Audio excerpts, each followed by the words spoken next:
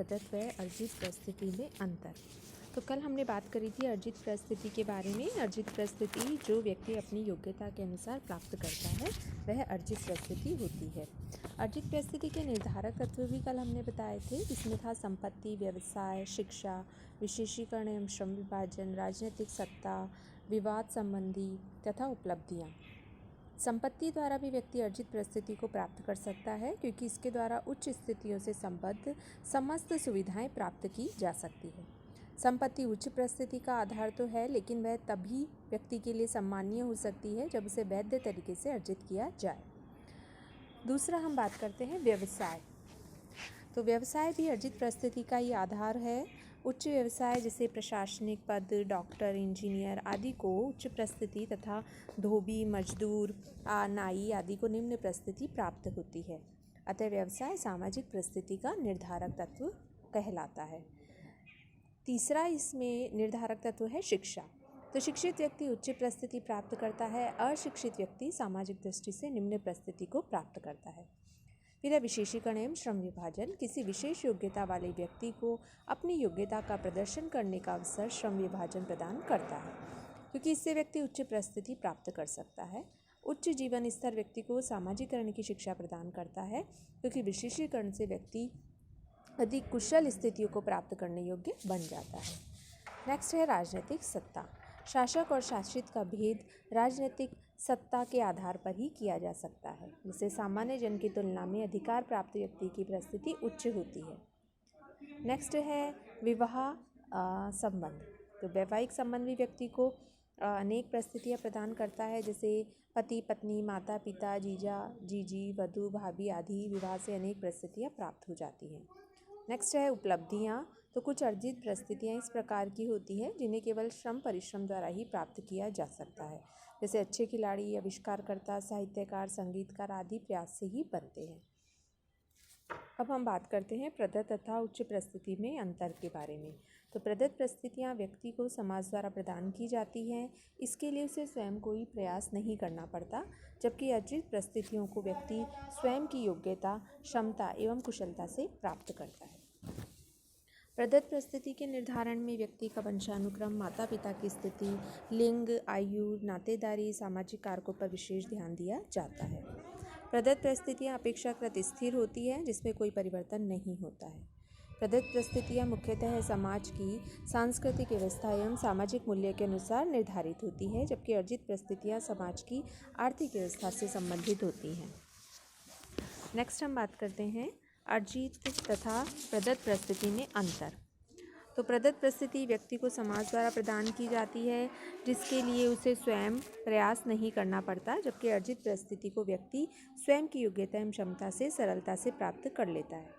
प्रदत्त परिस्थिति के निर्धारण में व्यक्ति का वंशानुक्रम, माता पिता की स्थिति, आयु, नातेदारी, सामाजिक कारकों का विशेष ध्यान रखा जाता है, जबकि अर्जित परिस्थिति व्यक्ति के माता पिता वंश परंपरा से पूर्णतया भिन्न होती है।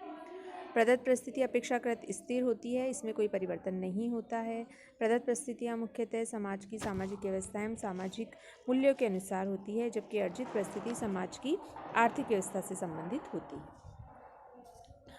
नेक्स्ट हम बात करते हैं भूमिका के बारे में।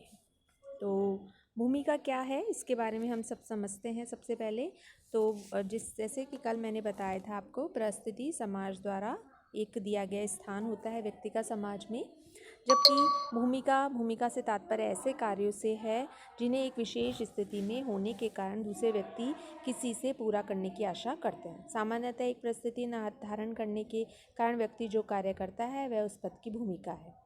भूमिका अनेक बार नकल के अर्थ में भी प्रयुक्त होती है। इसी प्रकार समाजशास्त्र में भूमिका को परिस्थिति का ही व्यवहारिक पक्ष माना जाता है। सामाजिक संगठन के लिए भूमिका आवश्यक है। वास्तव में भूमिका का निर्माण दो तत्वों से होता है। पहला व्यक्ति की आशा और दूसरे व्यक्ति को कुछ ना कुछ आशा अवश्य रहती है। अमुक व्यक्ति इन कार्यों का अवश्य करेगा, जैसे पिता की पुत्र से आशा होती है कि वह उसका सम्मान करेगा। इन आशाओं के अनुरूप ही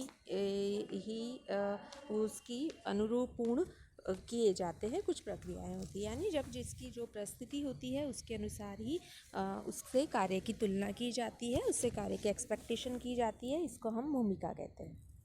यदि कोई व्यक्ति दूसरे लोगों की इन आशाओं के अनुरूप ही क्रियाओं को करने लगता है तो समाजशास्त्र इन्हें भूमिका कहता है। भूमिका परिस्थिति का ही एक गत्यात्मक पक्ष है। परिस्थिति एवं भूमिका के अब हम भूमिका परिस्थिति एक बार भूमिका की परिभाषाओं के बारे में भी एक नज़र देख लेते हैं। भूमिका क्या है? तो लिंटन के अनुसार कोई भूमिका परिस्थिति का गत्यात्मक पक्ष है, यानी कोई भी परिस्थिति है उससे संबंधित उसके क्या कार्य है, क्या कर्तव्य है, ये कहलाता है भूमिका। उसी प्रकार लिंटन तथा मेरिल के अनुसार भूमिका वह कार्य है जिसे परिस्थिति के अनुसार निभाया जाता है। इसी प्रकार किंग्सले डेविस ने भी इसके संबंध में एक परिभाषा दी है। इसके अनुसार भूमिका किसी व्यक्ति द्वारा अपने पद की आवश्यकताओं के अनुसार की जाती है। सार्जेंट के अनुसार भूमिका किसी व्यक्ति के सामाजिक व्यवहार का ही प्रतिमान है जिसे वह अपने समूह के सदस्यों की प्रत्यक्षताओं के अनुसार एक विशेष परिस्थिति में ठीक समझता है। इसी प्रकार ऑल्सन के अनुसार भूमिका कुछ प्रत्याशाओं क्रियाओं की परस्पर संबंधित व्यवस्था होती है। फीचर के अनुसार जब एक दूसरे संबंध बहुत से प्रतिमान किसी विशेष सामाजिक कार्य को पूरा करते हैं तो व्यवहार के इसी संयोग को हम भूमिका कहते हैं। इस प्रकार भूमिका सामाजिक व्यवहार का ही एक प्रारूप है। एक व्यक्ति की धारण की हुई परिस्थितियों में जो कुछ वह करता है वही उसकी भूमिका होती है। इसी प्रकार भूमिका परिस्थिति का व्यवहारिक पहलू है। भूमिका की धारणा एक पक्षीय है। भूमिका सदैव पारस्परिक होती है। प्रत्येक व्यक्ति की भूमिका की स्थिति दूसरे की स्थिति की तुलना में होती है, इसलिए भूमिका की धारणा में परिस्थिति के अनुसार परिवर्तन हो सकता है। जैसे किसी व्यक्ति की भूमिका भिन्न भिन्न परिस्थितियों में भिन्न भिन्न प्रकार की होती है, जैसे पिता, पति, पुत्र, भाई, मित्र, राजनीतिक, समाज सेवक आदि रूपों में एक व्यक्ति अलग अलग भूमिकाएं निभाता है। नेक्स्ट हम बात करते हैं भूमिकाओं की विशेषताओं के बारे में।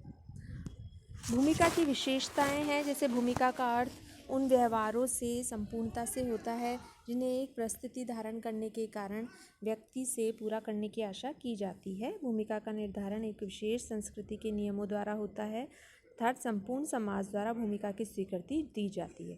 भूमिका सदैव परिस्थिति के संदर्भ में होती है, एक पक्षीय नहीं होती है। भूमिका सदैव प्रत्येक व्यक्ति से एक विशेष भूमिका की आशा दो कारणों से की जाती है। एक तो यह व्यक्ति सामाजिक मूल्यों के अनुसार व्यवहार करे और दूसरे सामाजिक संगठन बना रहे।